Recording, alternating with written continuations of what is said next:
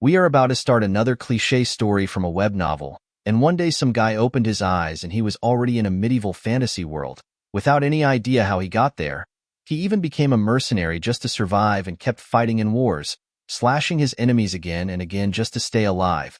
Now we see the mercenary lost in his thoughts and attacking a giant enemy, but he is shocked to see the enemy grab his sword and hold him in place, while another warrior gets ready to attack the mercenary from behind. But with a swift slash, some other soldier slices the warrior and tells the mercenary to stay focused, or else he'll be dead in the blink of an eye. And this female warrior on a horse tells his warriors to not let their guard down for even a moment on the battlefield. Okay, really liking the art style. Now the female warrior orders to blow the trumpet, and so the trumpet is blown, and with that all forces charge. Amidst the battle, all our mercenary wishes for in this world is to survive. And he has survived this time too. So the female warrior goes to take a look at him. She's just making sure his handsome face didn't get hurt. It's all good, she utters, and all of a sudden it starts raining. And this female warrior tells Aaron that she likes the rain, and with that the scene shifts, and we are in some medieval fantasy town. Mercenary is standing in the rain and he remembers the female warrior telling him that they should go to the east when the war is over, because it rains a lot there, and she reminds him not to forget her. Our mercenary MC thinks that it's raining so heavily. Now we see someone blow the whistle near MC. Some soldiers are making their way past MC, and their in charge tells the stupid bastards to run. They have to catch them, whoever they are, before they escape the castle. And so everyone is running. To other soldiers appear near MC and call him Captain. Captain states that they are here. What about the others? They'll be here soon, the soldiers reply. Now one of them states that who would have thought that the gentle Hans would cause such a big accident. Other soldiers thought Hans was always a pain in the ass. Now we are told that bastard Hans is a mage, and mages can't be trusted in the first place. Cool art, man.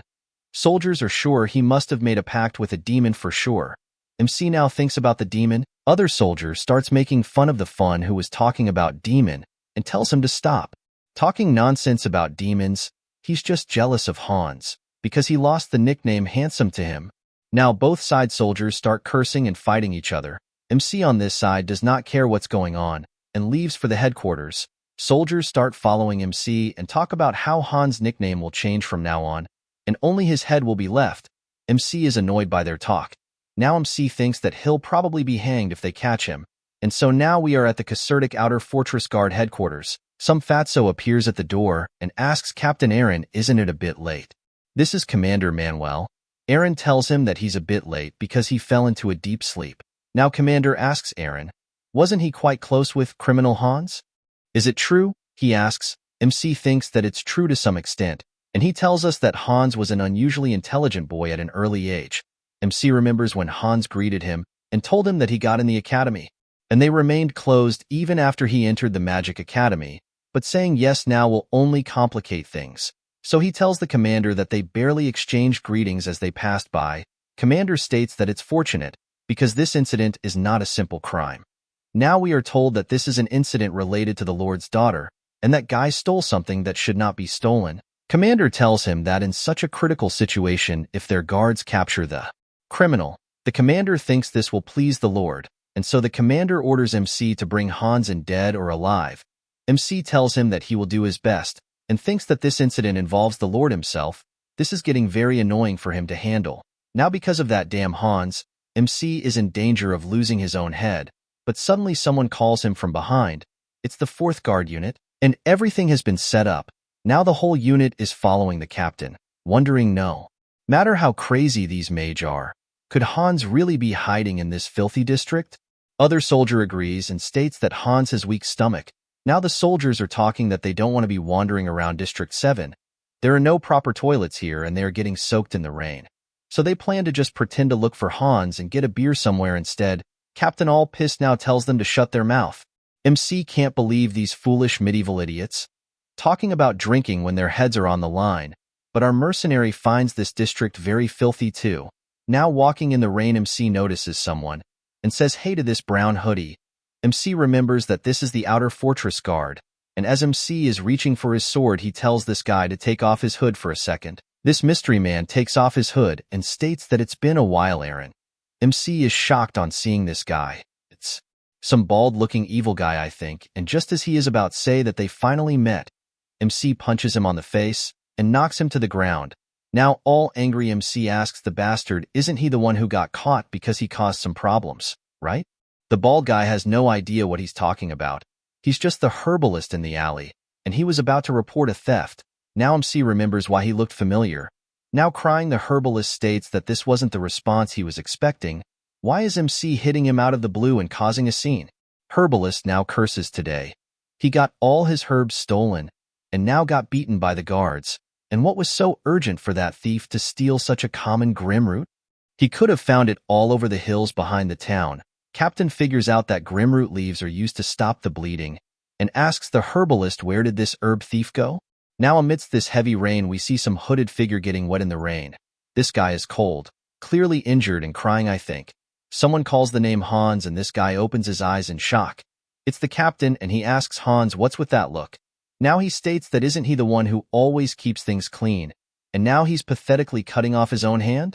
It's over now, Captain utters, and tells him to just come with him while he's being nice. It's still not too late, but Hans quickly utters a spell, now using water magic. Man, seriously, the quality is insane. Anyway, so Hans surrounds himself with water magic. MC is pissed at this magic and calls it filthy, but it's huge. He wonders if it is because of the rain. Hans, all wet now, apologizes to his brother. He can't get caught yet. And with that said, he bursts the water magic, telling MC that it's still not over yet. So this water mage starts using different spells and channeling water. MC is pushed back and annoyed by this water magic on a rainy day. And if that's the case, MC starts sucking in air. With a blast, he charges forward, stating that he'll overpower the mage. Hans is scared to see this crazy MC charging at him, and is trying to channel his spell faster. MC, now fully focused, tells him to just shut his mouth, and swings his sword at the water magic. Now we are told that there's an unknown power embedded in a mage's words, and using that power, Hans calls out to his brother. But now we see his neck was just scratched instead of getting sliced off. With tears in his eyes, Hans asks if his brother will spare him. MC, now standing over Hans, asks if he signed a contract with the demon. MC tells him if that's true, there will be a scar near his heart. But MC is shocked to see that there is no scar. It's clean. MC asks why did he do something like this, even though he's not a demon's minion. Hans states that it's going to be hard for MC to understand even if he tells him now, but someday he'll find out. MC is going crazy with all this, and he brings out some bottle of liquid and pours it on a Hans. MC tells him that it's a recovery potion, and he tells him to stop being so ridiculous and follow him. Now, while moving some planks out of the way, MC asks if losing an arm for stealing is enough for a punishment, but unfortunately it's not. Up to him to judge, because in this medieval time, it's either innocent or hanging. Now he tells Hans to get lost using this rat tunnel of some sort. When Hans calls MC brother, he smacks the shit out of him and tells him to stop calling him brother and just get lost. Now we see that Hans lost a hand and he thanks his brother. Other soldiers are looking everywhere for Hans, but he just crawls inside the tunnel, and MC tells him not to call him brother. Now we are told that in this small fortress of the Casertic eastern frontier, Hans has completely disappeared. Handsome Hans, kind Hans, and friendly Hans, that's all the names that were used. 4. Casertic ladies' undergarments thief. MC now thinks about that pervert bastard Hans and looks up in the sky. Some girl's underwear is taking flight. We are told that in the medieval world where cleanliness, law, and ethics are utterly primitive, our MC is the guard captain in this damned chaotic world. MC looks at the flying panty and wonders whose underwear is that. Okay, so they started this series all serious, but I guess it's going to be a fun ride. We start the next chapter with all the soldiers gathered at the bar and cursing that Hans, that rat-like bastard, and wondering where did he disappear to. Now Kale, the previous handsome man, states that he can't believe that they couldn't find him even after searching all over Casertic River, and he thinks that punk Hans is quite good. Now the youngest soldier Brig asks that punk is a mage, right? It's possible that he used magic to run away, right? Snake Eyes, Poole tells the stupid Brig, if everything was possible using magic, then why do they even have arms? Sleepyhead Carter is exhausted and tells the squad to please be quiet. He wasn't able to sleep for 5 hours in the past 3 days. He's feeling tired and like dying. Kale tells him that he won't die just because of lack of sleep. Poole states that no, this punk will die. Everyone agrees. Sleepyhead threw up because he was so sleepy yesterday. Now the second in command, Verman, states that the search is over, and for now, everyone should rest well. Kale asks Verman why is he acting so proud, to which Verman replies that he is still in the second place. Scene shifts, and we see the captain of Unit 4 RMC standing in front of someone. Was it Aaron? The person asks while starting his smoke. Nice to meet you. I'm William, he utters. MC thinks that this is the Constable William. He's someone who can cut MC's neck with just one word, or put him in the underground prison for the rest of his life. He is the vertex of Casertix guards. Now this. William states that he heard that MC was close to the criminal Hans. Furthermore, MC continued to patrol the last remaining District 7 all alone. Now in his face and all menacing, he asks, so you failed to discover anything in that district? Now he states that coincidentally, it's an area where the internal guards can't look into, so he let him go, right? MC replies that there is nothing else there aside from poop. Plus this William has no evidence. Hearing this response, William thinks for a second and calls out the commander of the external guard standing on the side, and he thanks him for the cigarettes he gave. They taste very well, and he thinks that they are from Kennelt Street. William is impressed that the commander actually managed to get this expensive item with such a small salary. Commander tells him that he got it as a gift from a distant relative. William states that it means the commander didn't stole or embezzled it, right? Of course not, Commander utters. Now while smoking, William tells MC to listen carefully. Anyone in this castle, those who commit or helped in a crime, will die by his hands, and he tells MC that it'll be good for him to keep that in mind. MC does a fake smile and tells him that he'll keep that on mind. Scene shifts and we see the sun setting, and soldiers tell the captain to get home safely. Now walking, MC thinks that these Middle Ages have no sense of human rights. This mercenary is exhausted from the long investigation. Now he thinks about the punk Hans, and it seems that he managed to escape without getting caught. Suddenly he hears a scream coming from some tavern. Now we see that some bastard is bullying the inn owner, grabbing her and calling her pretty, stating that they can't leave because it would be a shame. Now we are introduced to the beautiful inn owner Henna, and she tells the bastard to let go of her hand. Some other guy named Dylan sitting on the side tells this bastard to treat her like a gentleman, and states that the lady is misunderstanding it.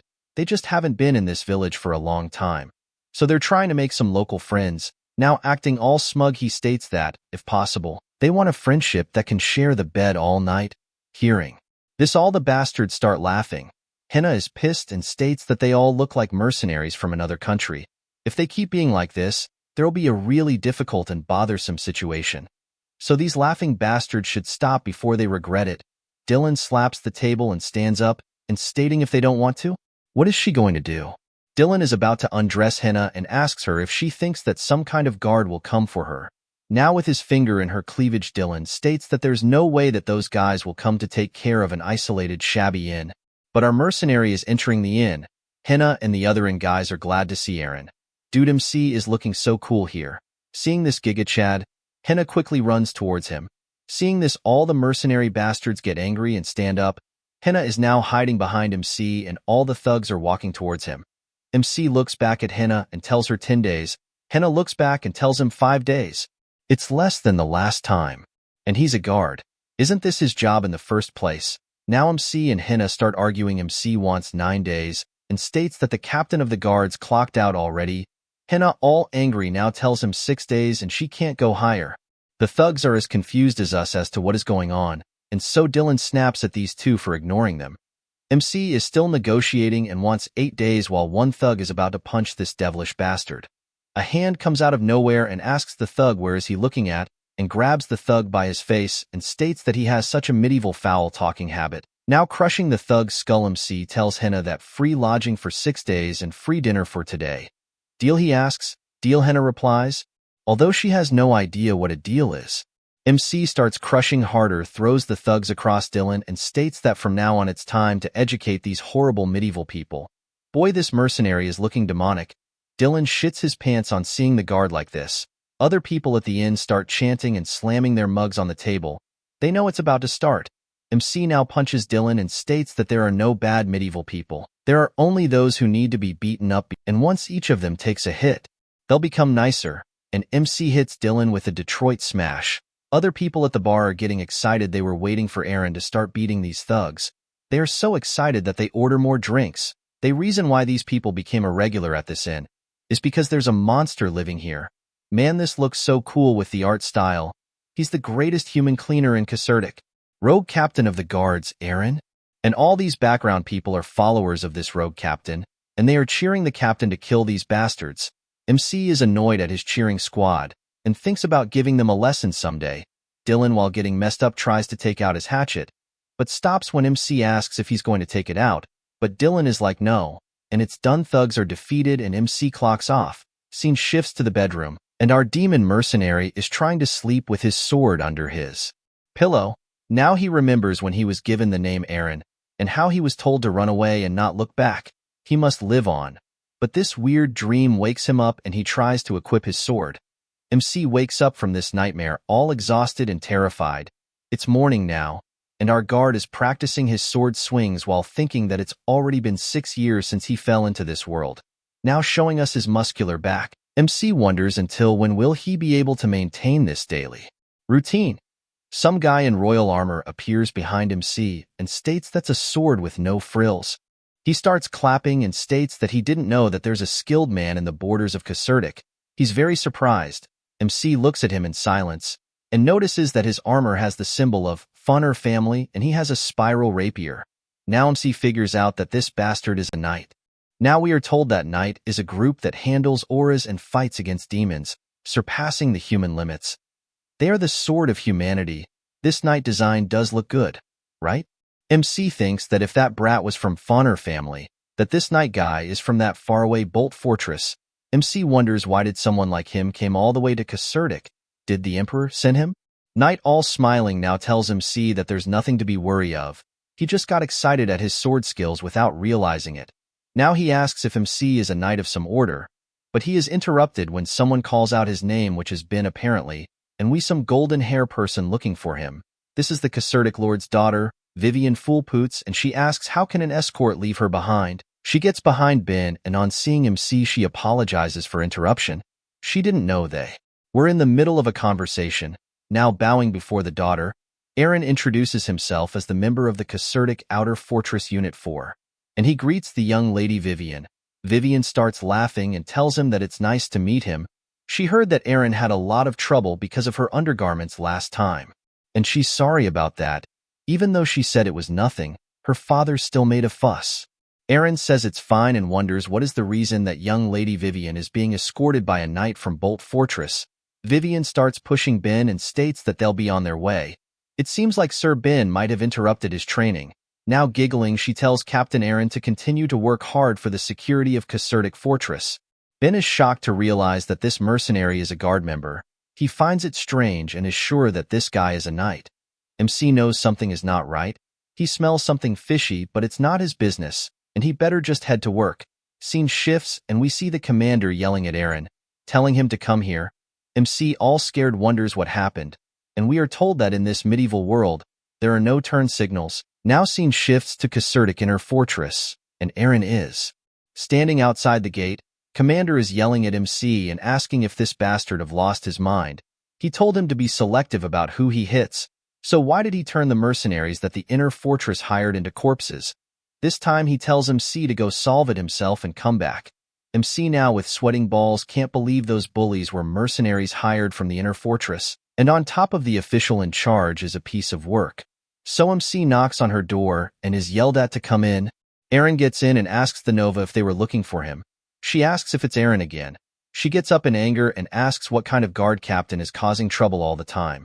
This is the administrative officer, Nova, and she is pissed. With a death stare, she tells Aaron that he should quit the job quickly if he thinks the job doesn't suit him.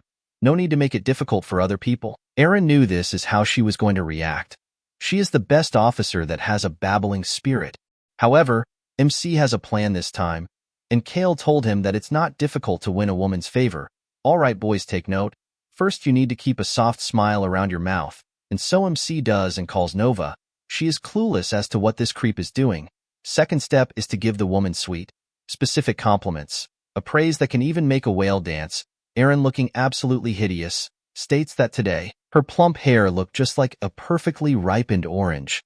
It makes him want to taste it right now. Something clearly went wrong here. Nova is getting even more annoyed and thinks that this guy is completely going insane. Never mind, she utters, and dealing with him just gives her a headache.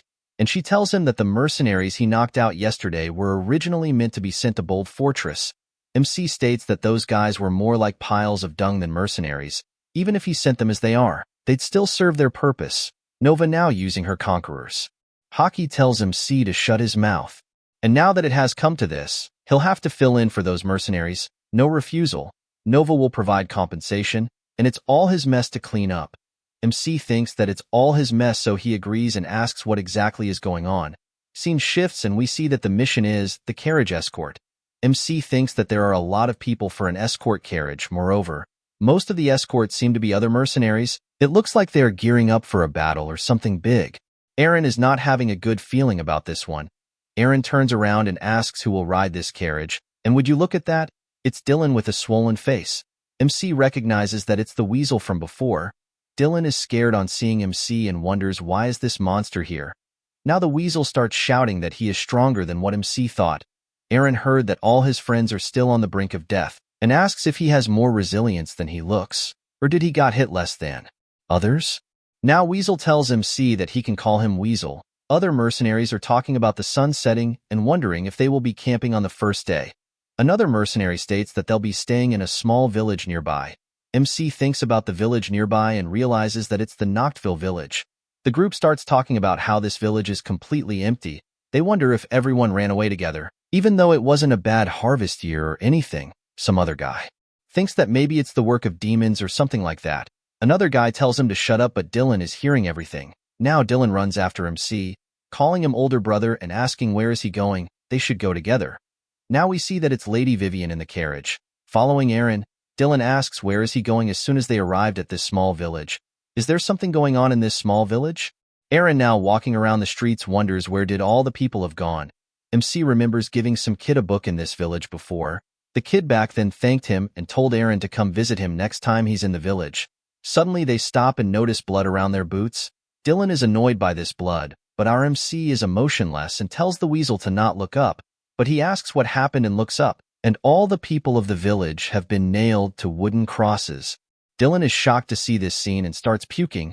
Aaron is still processing all this when someone calls out to him. So he quickly turns around, and by the looks of it, it's Vivian. And she asks, what is the guard captain of Casertic doing here? Now Aaron asks, why is Lady Vivian here? Getting some vampire vibes from Lady Vivian.